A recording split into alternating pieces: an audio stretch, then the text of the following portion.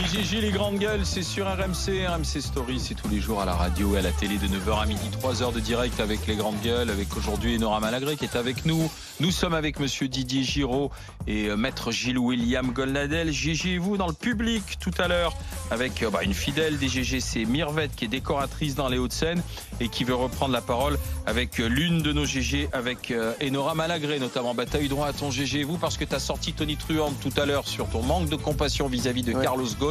Ça a fait réagir donc Mirvette du public. Mirvette du public viendra s'asseoir face à toi et reprendre la parole. J'ai senti que j'avais un peu agacé. Oui, tu as jeté un froid, je peux te le dire. Oui, mais je suis pas GG et vous tout à l'heure dans le public avec Mirvette face à Enora Malagré, le 32-16 bien sûr. Mesdames et messieurs, c'est l'heure du grand oral des GG. RMC, le grand oral des grandes gueules.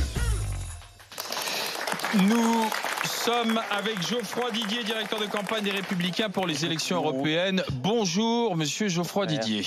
Vous êtes le directeur de la campagne de François-Xavier Bellamy, tête de liste les Républicains. Et de l'ensemble des Républicains. Bien sûr, et donc tête de liste des Républicains aux Européennes. La troisième place, c'est celle que vous jouez, ça j'ai bien compris, hein.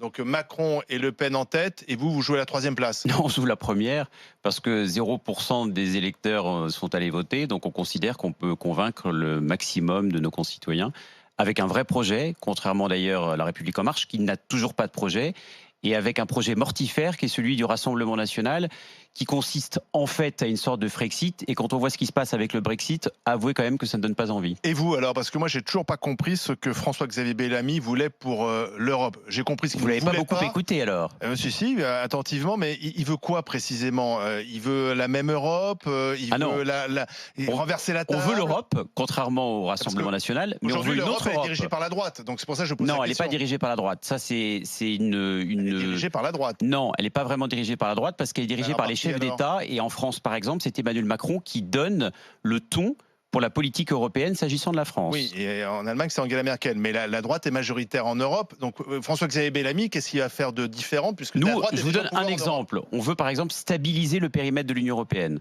On considère que 28 pays, ou bientôt 27 avec le Brexit, ça suffit amplement. Donc on dit non à l'adhésion de la Turquie dans l'Union européenne, non à l'entrée de la Roumanie, de la Bulgarie dans l'espace Schengen, c'est-à-dire cet espace de libre circulation des hommes et des femmes, parce qu'aujourd'hui on considère qu'ils ne sont pas prêts. Et on dit aussi non aux pays des Balkans, qui ne sont pas non plus prêts à rentrer dans l'Union européenne. On veut certes approfondir l'Europe sur des défis de société sur lesquels l'Europe est évidemment majeure, parce qu'on ne peut pas imaginer un instant maîtriser les flux migratoires sans passer par une concertation européenne, mais on dit dans un périmètre constant. Et la Serbie ? Non. Non, la Serbie. Non, n'élargissons pas l'Union européenne aux pays des Balkans. Digérons déjà les 28 ou bientôt 27 pays, c'est amplement suffisant. D'autant plus que parfois, on a quand même eu la légère impression qu'on a élargi l'Europe sans nous demander notre avis. Mais alors, au-delà de cet élargissement, qu'est-ce qui fait la différence entre Bellamy et Marine Le Pen ? Déjà, Marine Le Pen, elle veut, en gros, sortir de l'Union européenne. Non, mais attendez. Ça, c'est l'histoire qu'on raconte aux enfants. Elle a changé. Oui, je sais bien, elle a changé. En gros, son projet économique est basé sur la sortie de l'euro. Mais elle vous explique quand même que finalement, elle est pour l'euro. Mais tout en parlant dans ses discours de souveraineté monétaire de la France. Alors, soit on n'y comprend rien, soit en fait on a bien compris en fait le projet secret, c'est de sortir de l'euro. Nous considérons non pas que l'euro ce soit la panacée, mais qu'aujourd'hui nous avons pris le train de l'euro et que rien serait pire que de sauter d'un train en marche. Ce que l'on veut faire, en revanche, c'est se protéger davantage et arrêter d'être les naïfs de la mondialisation. Je vous donne un seul exemple. Vous allez piger. 100% des marchés publics européens sont ouverts à toutes les entreprises américaines, chinoises, sud-américaines. Les États-Unis, on critique beaucoup Donald Trump, mais n'empêche que lui, c'est America First. C'est 30% seulement des marchés publics américains qui sont ouverts aux entreprises étrangères. Vous allez en Chine, c'est pas 100% ou 30%, c'est 0% des marchés publics chinois qui sont ouverts aux entreprises étrangères.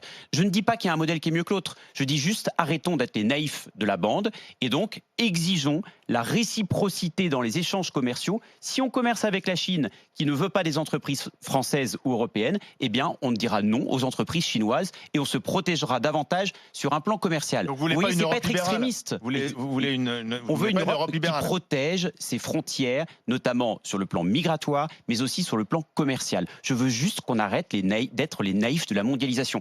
C'est pas être de droite ou être de gauche, c'est tout simplement du bon sens. Oui, mais alors, donc vous critiquez les accords sur la route de la soie qui ont été passés par la Chine, entre la Chine et La l'Italie. route de la soie, c'est un très joli nom. On a l'impression de retrouver Marco Polo, mais en réalité, c'est tout simplement un instrument de puissance de la Chine qui veut, au moment du centenaire de la création de la République populaire de Chine en 2049, s'imposer comme le leader mondial, quitte à s'asseoir sur notre souveraineté commerciale. Eh bien, je dis non, tout simplement. Non à ces investissements chinois. Voilà. Mais qu'il y ait des investissements étrangers en France, ça ne me pose pas de problème en soi. Mais tout est une question de mesure, tout est une question de protection. C'est-à-dire que je ne suis pas en train de vous dire qu'on va fermer nos frontières de manière absolue. Je suis juste en train de vous dire qu'il faut retrouver de la mesure dans les échanges commerciaux et savoir protéger nos intérêts. Vous avez une vision, c'est un repli en fait. Donc on veut plus d'autres, on veut pas les Balkans, donc on n'élargit plus.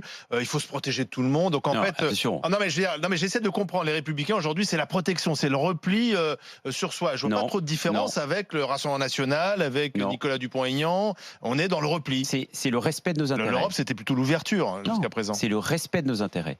Je suis favorable à l'ouverture. L'intérêt, c'est d'être meilleur que les Chinois, que les Américains, pas forcément de se replier. Enfin, quand il y a une concurrence déloyale, c'est pas terrible non plus. Je suis, je suis favorable à ce que l'on puisse tous ceux qui nous regardent et qui nous écoutent, puissent circuler librement au sein de l'Union européenne. Ça ne me pose aucun problème. Mais ça ne peut marcher qu'à une seule condition, c'est que les frontières extérieures de l'Union européenne soient étanches. Et aujourd'hui, elles ne le sont pas. Il faut quand même que vous sachiez qu'il y a 500 à 1000 clandestins qui rentrent en France chaque semaine par Menton, c'est-à-dire au niveau des Alpes-Maritimes. On peut faire comme si de rien n'était, faire semblant de ne pas savoir, continuer comme avant, comme le propose Emmanuel Macron, qui veut lui élargir l'Union européenne et qui ne propose pas effectivement de mieux nous protéger. Et nous disons stop, c'est-à-dire qu'en gros, on va tripler le budget des gardes-frontières qui sont là pour faire respecter les règles. Moi, je ne demande pas à ce qu'on se replie, je demande à ce que l'on fasse respecter les règles. Là, si vous m'invitez à dîner, je viens chez vous. Si vous ne m'invitez pas à dîner, je ne viens pas chez vous. Et Nora, je dis ça parce que je sais que c'est celle qui est bizutée ce matin. Bon, puisqu'elle est là pour la première fois. Eh bien, c'est la même chose au sein de l'Union européenne.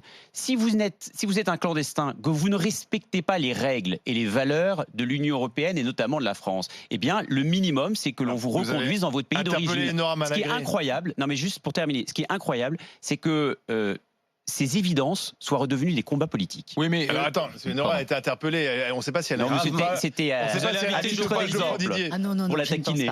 Non, parce que je pense qu'on ne partage pas beaucoup d'idées en commun, mais malgré le respect que je vous porte, bien sûr, en tant que personne et avec vos jolies lunettes. Vous voulez que je les enlève, c'est ça? Non, pas du tout. Non. Non, je sais pas, j'entends sur la clandestinité, tout ça, j'entends assez peu de générosité. Je voudrais savoir, vous qui voulez régler les flux migratoires et tout, donc gérer vos quotas, là, sous quels critères, en fait? Comment vous allez gérer tout ça? Je voudrais juste vous expliquer une chose, si je peux me permettre, avec tout le respect aussi que je vous dois, même sans lunettes. C'est qu'il faut arrêter avec cette idée reçue selon laquelle être généreux, c'est être pro-migrant. Je crois tout le contraire. Je crois qu'être généreux, c'est permettre à l'Afrique de se développer économiquement. Je crois qu'être généreux, c'est arrêter de penser un instant que l'Eldorado que nous sommes serait en fait une solution pour tout un continent africain. Vous savez, la mer Méditerranée, je vous réponds, la mer Méditerranée, c'est une mare au canard. Je pense que le sort de l'Afrique, notamment subsaharienne, et le sort de l'Europe sont intimement liés. Et que ce serait une responsabilité immense de notre part que de laisser toutes les forces vives de l'Afrique venir en France ou au sein de l'Union européenne et laisser finalement l'Afrique mourir à petit feu alors qu'ils subissent aujourd'hui une explosion démographique. Je pense justement qu'il faut aider l'Afrique à se développer. C'est ce que nous faisons et c'est ce que nous devons faire davantage. Mais je vous donne un exemple, un seul. C'est qu'on donne, la France, 300 millions d'euros d'argent public. Hein, c'est vous qui payez 300 millions d'euros d'argent public chaque année au Mali. Très bien, j'y suis favorable. Mais vous savez quoi en échange?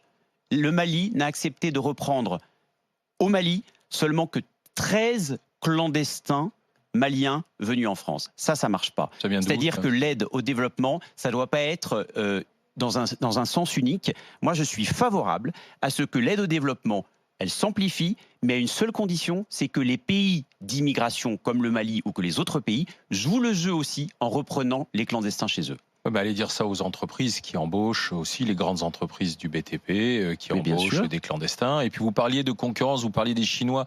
Aujourd'hui, la concurrence, elle est au sein même des pays de l'Union européenne. C'est bien là qu'il y a le problème. Voilà, je me tourne vers notre camarade agriculteur qui connaît le dossier mieux que moi, parce qu'on peut cibler effectivement la Chine et dire que l'Italie vend ses porcs, mais aujourd'hui, à l'intérieur de l'Union européenne, il n'y a pas la même, il y a pas d'harmonie fiscale, il n'y a pas d'harmonie sociale, Exactement. Geoffroy Bah, Didier. vous voyez que je suis européen, je suis favorable à une harmonie Oui, mais là, fiscale vous et m'avez sociale. parlé de la Chine, vous m'avez pas Non, mais parlé de C'est juste l'harmonisation pour entre pays.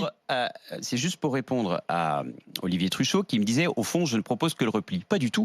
Je propose aussi un approfondissement de l'Europe sur les sujets où ça vaut la peine de s'unir. Je vous donne un exemple. Au Luxembourg, le salaire minimum, c'est 2 000 euros. En Bulgarie, pays de l'Union européenne, 400. c'est 215 euros. C'est-à-dire qu'on a un rapport de 1 à 10 sur le salaire minimum dans un même continent au sein de l'Union européenne. Ça ne peut pas fonctionner. Donc, moi, ce que je propose, c'est que plutôt que d'élargir l'Union européenne à de Comparer le nouveaux pays, Luxembourg et la qu'on a, Bulgarie. mais je prends évidemment les deux exemples, les extrêmes, deux mais c'est pour extrêmes. vous montrer l'échelle qui existe. Moi, je suis favorable Ah, 10. à ce que l'on crée des critères de convergence sociale, c'est-à-dire Ah ben, on que converge vers chaque qui pays, vers la moyenne européenne, c'est-à-dire que chaque pays, lorsqu'il prend des mesures sociales ou même fiscales, eh bien, on ne peut pas, par exemple, sur le plan fiscal, on ne pourrait pas augmenter les impôts. On va en parler sans doute sur le grand débat. On ne pourrait pas augmenter les impôts à un niveau qui s'éloigne de la moyenne européenne. Ce qui fait d'ailleurs qu'on y gagnerait parce qu'on a le record des pays même de l'OCDE et pas C'est seulement ça, de l'Union le européenne en problème, termes c'est de que- prélèvements obligatoires. Donc je suis favorable à un approfondissement de arriver l'Union à ça- européenne sur le plan social et fiscal. Alors déjà, je ne crois pas au fait que Didier pour Giraud. arriver à ça, on puisse harmoniser à 27 ou à 28. Parce que justement, vous l'avez montré, l'échelle est trop grande. Et on ne peut pas harmoniser dans ces conditions. Moi, je serais plutôt partisan pour une harmonisation sociale et fiscale déjà dans la zone euro, quoi. Ça réduirait l'échelle. Parce qu'aujourd'hui, dire à un Bulgare, tu vas gagner 1000, puisque la moyenne, ça doit être 1000, et dire à un Luxembourgeois, tu vas gagner plus que 1000, Bah non. Ah non. c'est conduire C'est- l'Europe à la Bien non-harmonisation. sûr, je suis d'accord difficile. avec vous. C'est pas ce que je dis. Je dis que on peut.